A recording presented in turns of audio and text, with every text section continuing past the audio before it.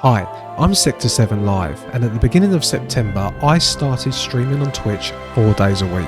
I'm not exactly sure how this came about, but the game I decided to start with was Final Fantasy XIV.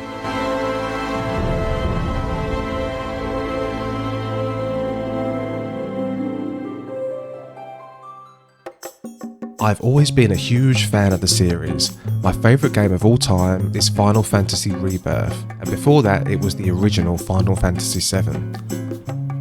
I found the game on Steam Store and saw it had a free trial, one that I am now realising has a ridiculous amount of value in it, so much so it feels illegal how much content you get for free. This is illegal. But I'm getting ahead of myself. Final Fantasy XIV, A Realm Reborn, new player, let's go. You're dropped into the character creation. It's pretty limited.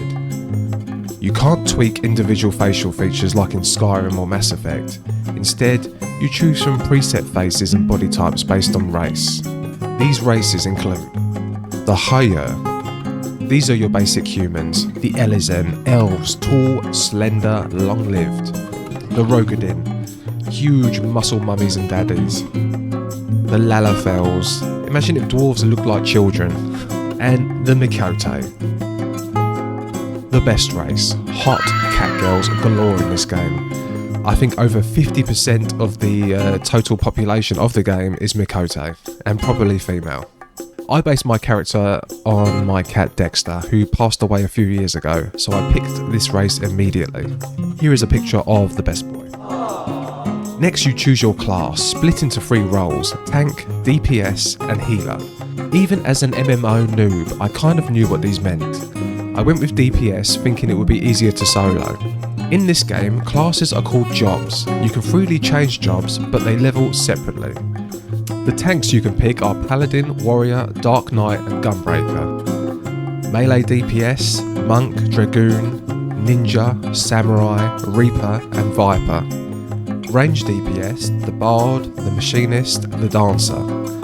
And your healers, the White Mage, the Scholar, the Astrologian and the Sage.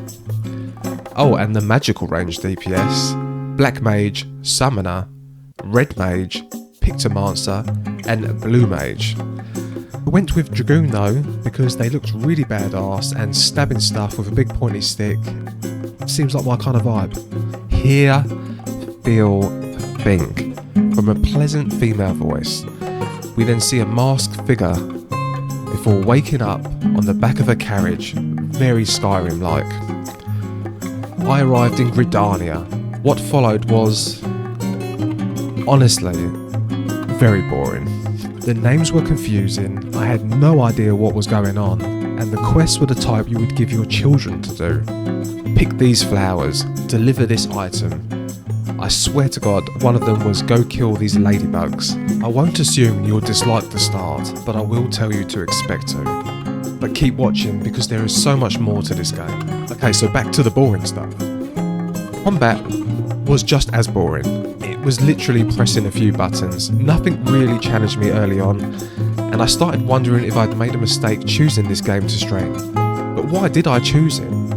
Well, I'm a huge fan of Final Fantasy games. Final Fantasy VII is my favourite, and this game is packed to the brim full of references. I mean, we've got references from Final Fantasy I all the way through to 16, I think now. Crazy amount. From the Final Fantasy VI mounts. There's the Final Fantasy XV car, and you get in the car, and I swear to God, it plays the music. It plays the music. We've got materia. We've got a main part of the storyline is centred around what I consider to be a form of the live stream from 7. And we've got Biggs and Wedge. Oh, and we have Chocobos. It really is packed full to the brim with references. But there was something more. This game's story is meant to be peak cinema. But at this point, the only thing peaking was my boredom. But like I said in an earlier video, my experience with Nier Automata taught me to push through a slow start. The community said it gets good, so I gave it more than one session. Graphics. The graphics are fine. The world looks good enough. If you're an MMO vet, this might be exceptional, but as a single player gamer, it's pretty average. The character models though, that is a different story. If your idea of heaven is being surrounded by waifus, lizard girls, bunny girls, cat girls, then this game is for you. Outfits, or glamour, range from badass death knights to, well, something slightly more revealing. Visit Limsa Lominsa and you'll find AFK characters farming aura and showing off all of their glamour. This is what many consider to be the real endgame. I get distracted here all the time. I've got a long-time girlfriend and my mum watches my stream, so I'm very PG, but still, I do get distracted. They worked hard for those outfits or the guild to buy them. Apparently these models were updated recently. So if this opinion clashes with older reviews you've seen, that's why. I think they look amazing. And if you're lonely and you're into this kind of thing, and find yourself gazing into the eyes of a smoking hot cat girl waifu in Limsa, well, good luck. So speaking of these distractions, let's talk about what you can actually do with other players. Group content in this game is called duties. You have light party duties, which are 4-player teams clearing instant challenges with a boss at the end. You have trials, which is a big boss fight for 4 to 8 players. And the big alliance raids. Now these are the 24 players, they're split into 3 teams of 8 and they tackle large scale dungeons with huge bosses. There are other activities as well. I went to a club with friends, which I showed in a previous video. And you can also do gold saucer events like jumping puzzles and trophy hunts. Or like I said earlier, just hang with the degenerates on the benches of Limsa Lominsa. So the progression and combat, I can't comment on the endgame yet. I'm only about 130 hours in. This game is probably over 1,000 hours or more. But trust me, the story does an amazing job of slowly increasing the difficulty throughout the story. You never feel like you're being overwhelmed with new mechanics, ever. The first dungeon I did was simple, but it grabbed me. I learned my rotation, which is the order of attacks to maximise DPS, and combat started feeling better. In fact, that first dungeon was the first time I felt like I was having fun in this game. And as you progress, each boss, especially the major bosses, seem to throw in new mechanics. So you've got area of effect things, there's attacks that you have to group together, there's attacks that push you back, there's all these new things that keep being added on. So the game goes from the one button that I said earlier, which was awfully boring, to where I'm up to now when I'm doing extreme trials. It is manic. You are avoiding all kinds of stuff on the floor. You have to make sure that you're doing all the boss mechanics. It's too much to explain really. Just know combat evolves and it's very good, I promise. Story and music. Eventually the story starts to simmer. Names started sticking. I stopped calling Yida Blondie, and I even started to grow to love certain characters. Minfilia. Minfilia is by far my favourite character in this story, so far.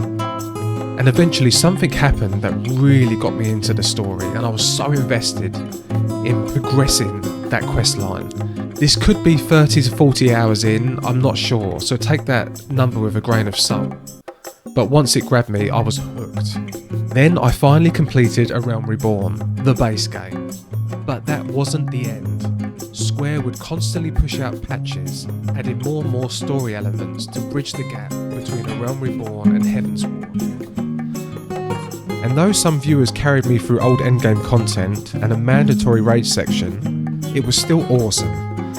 Now I'm not sure what that would be like for a new player who didn't have friends to help them through this content, but the game has a wonderful party finder system and the community is so wonderful. I'm sure all you have to do is ask and someone around will come and help, I promise you. So for me, I had my viewers do it, and massive shout out to the stream crew who helped me through those raids. You know who you are, you made A Realm Reborn so much fun. Another great thing about A Realm Reborn is the music. The song Answers, don't look it up if you haven't played it. Spoilers, it's incredible. I started listening back to the other tracks I missed due to my stream setup. It's all classic Square Enix JRPG vibes. The vocals on Answers paired with that epic cutscene, again, don't look it up, literally gave me goosebumps. A lot of the music is composed with Masayoshi Soken. I'm so sorry if I butchered that name. That's the lead composer and sound director since A Realm Reborn. What happened when I actually finished the game? I started doing activities with my new Steam friends, and before I knew it, I was waking up, and I kid you not, I was waking up at 5:30 AM, desperate to log in. Half the time I would just hang and chat. The other half would spend unlocking mounts and trials, and I actually got worried about myself. My girlfriend went away for work. She went for about 2 days. Now I went those 2 days without having a shower, without eating dinner, and without working out. What the hell? Oh, and the house was a total mess. So, is it worth playing Final Fantasy XIV in 2025, 2026? Well, let me tell you something. Have you heard of the critically acclaimed MMORPG Final Fantasy XIV? With an expanded free trial, you can play through the entirety of A Realm Reborn, the award-winning Heavensward and the thrilling Stormblood expansions up to level 70 for free with no restrictions on playtime. Those who know. This is Sector 7 Live, and I am now a walking, talking advertisement for the Final Fantasy free trial. Please go and do yourself a favour and download it. If you are a fan of Final Fantasy games, if you're a fan of good stories, and if you're a fan of socialising online, please download this game and give it a chance. It is amazing. I love it. I will be streaming this non-stop for a year plus now, I think. Apparently that's how long it's going to take me to finish the entire game at the rate that I do. I mean, I do chinwag a lot on the stream. So, and no, Square Enix haven't paid me, though I really wish they would. Take care guys, peace out.